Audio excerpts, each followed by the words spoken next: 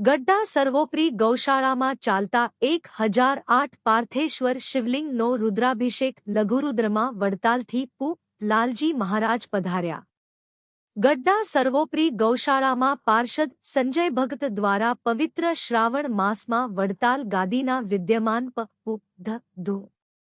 1008 આચાર્ય શ્રી અજેન્દ્ર પ્રસાદજી મહારાજશ્રીના આજ્ઞાત્મક આશીર્વાદથી ગુજરાત રાજ્ય ગૌરક્ષક કમાન્ડો પ્રમુખ અને આંતરરાષ્ટ્રીય માનવ અધિકાર એસોસિએશન પ્રદેશ પ્રભારી એવા સર્વોપરી ગૌશાળાના સંચાલક પાર્ષદ સંજય ભક્ત દ્વારા 1008 પાર્થેશ્વર શિવલિંગનો રુદ્રાભિષેક ચાલી રહ્યો છે, જેમાં વડતાલ ગાદીના ભાવિ આચાર્ય પુ.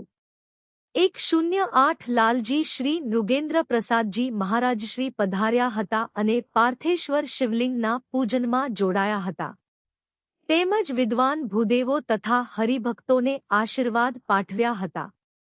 સાથે સાથે ગૌશાળામાં સ્થિત સમગ્ર ભારતવર્ષમાં અતિ દુર્લભ એવી કામધેનુ કપિલા, શ્વેત કપિલા તેમજ કૃષ્ણ કપિલા ગાયનું પૂજન કર્યું હતું.